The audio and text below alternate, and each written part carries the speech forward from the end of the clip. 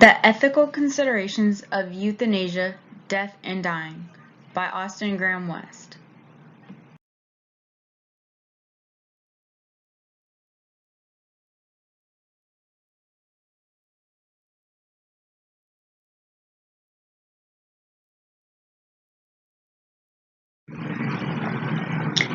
Be careful to devalue life in your youth. The young may very well devalue you when you are old. Now let's take a look at the subject of euthanasia and dissect the ethical concerns.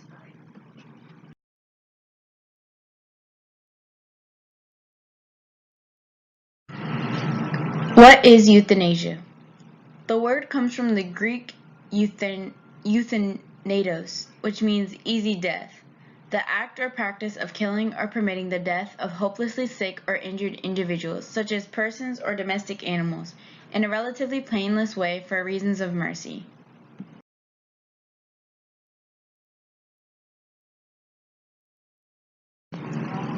What is physician-assisted suicide?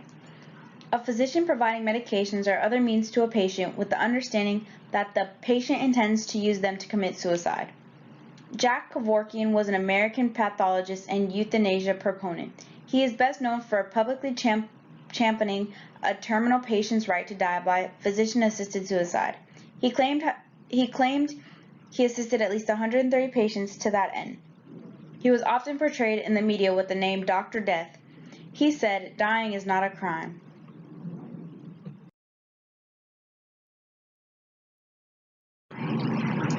What is voluntary active euthanasia? A direct act of killing done at the direct request of the person being killed.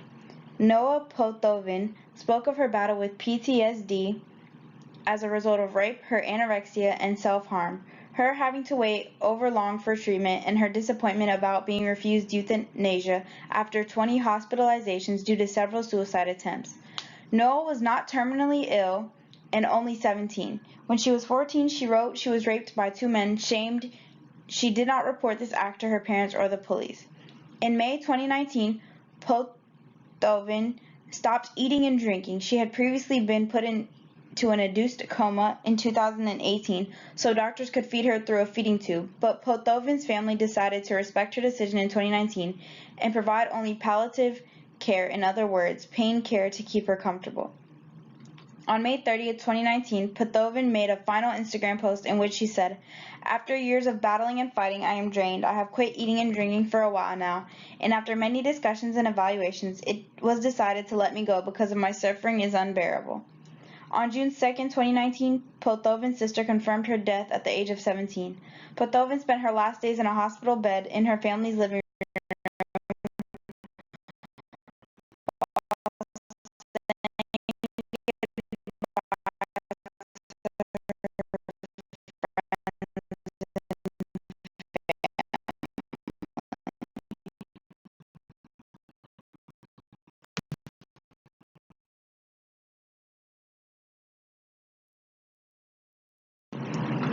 What is passive euthanasia? Withholding or withdrawing medical interventions without patient's consent. The intention is to cause death. The patient is not dying, but the withdrawal of nutrition and medication will cause death. A top court in France on Friday paved the way to remove life support from a man who had been in a vegetative state for more than a decade after a years-long legal battle in a landmark case on the right to die. The court in Paris struck down a lower court's ruling that had ordered doctors to continue artificially feeding and hydrating the patient, Vincent Lambert, 42, a nurse who was injured in a car accident in 2008. Mr. Lambert did not leave written instructions about his end-of-life wishes, and his family had been bitterly divided over his treatment. His parents and other relatives say he is not suffering and should be kept alive. His wife, Rachel Lambert, and others say he would not have wanted to live this way and should be taken off life support. Following the ruling on Friday, a lawyer for Mr. Lambert's wife said that it signaled the end of the dispute. Mr. Lambert will be euthanized. Doctors at a hospital in the northeastern French city of Reims stopped feeding and hydrating him and began administering strong doses of sedatives to ease any suffering.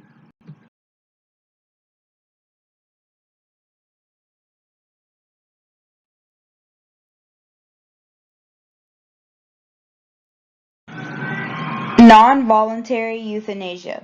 The person cannot make a decision or cannot make their wishes known.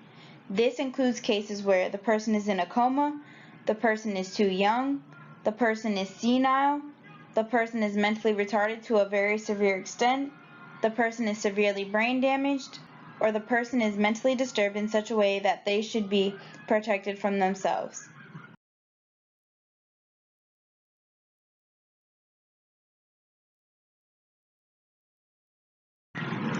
What is the medical definition of death? The irreversible cessation of all vital functions, especially as indicated by permanent stoppage of the heart, respiration, and brain activity. The end of life. Euthanasia is the act of putting to death painlessly or allowing dying as by withholding extreme medical measures, a person or an animal suffering from an incurable, especially a painful disease or condition. It is not murder or suicide per se, however, the end result is death.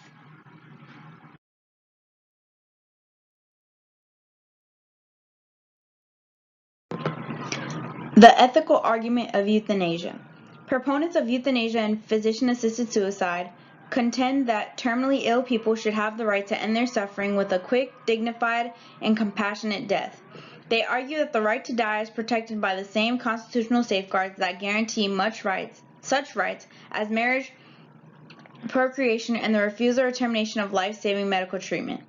Opponents of euthanasia and physician-assisted suicide contend that doctors have a moral responsibility to keep their patients alive as reflected by the Hippocratic Oath. They argue that there may be a slippery slope from euthanasia to murder and that legalizing euthanasia will unfairly target the poor and disabled and create incentives for insurance companies to terminate lives in order to save money.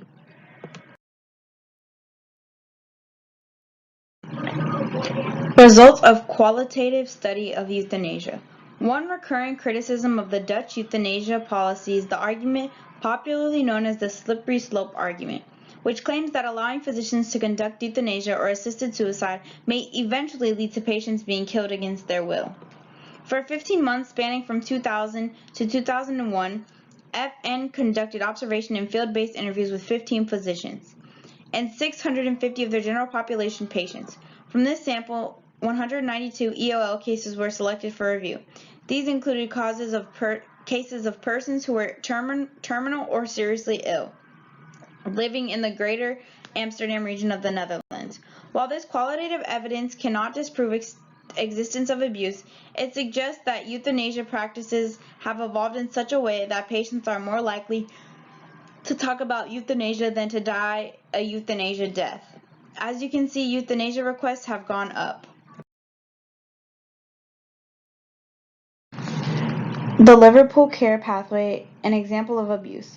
The Liverpool Care Pathway for the dying patient was a care pathway in the United Kingdom, excluding Wales, covering palliative care options for patients in the final days or hours of life.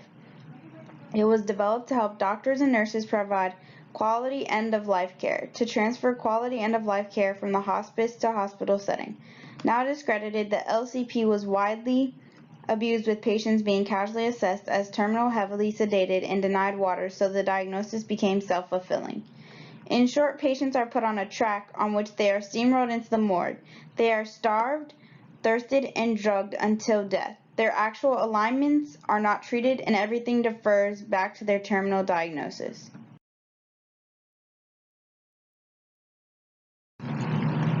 What countries is euthanasia legal in? Assisted suicide is legal in Switzerland, Germany, the Netherlands, and the United States of Washington, Oregon, Colorado, Hawaii, Vermont, Montana, Washington, D.C., New Jersey, starting August 1st, and California. Legalizing euthanasia in the Australian state of Victoria will come into effect in mid-2019.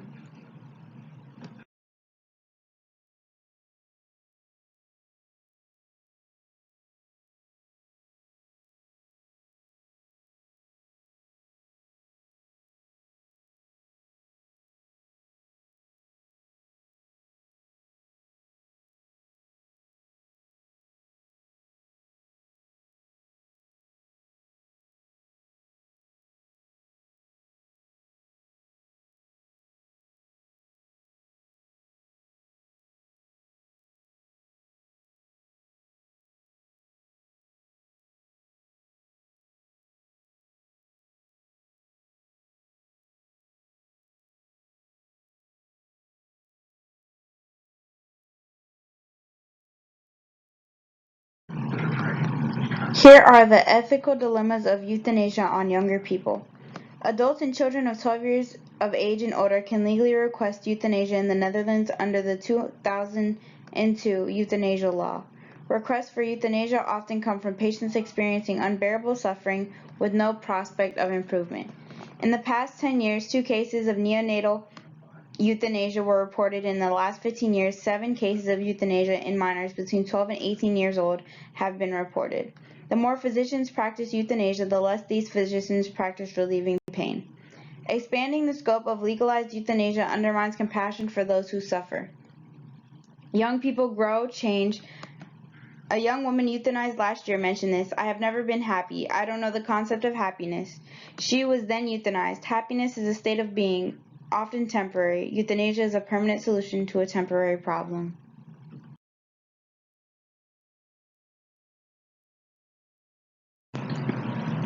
The ethical case for life.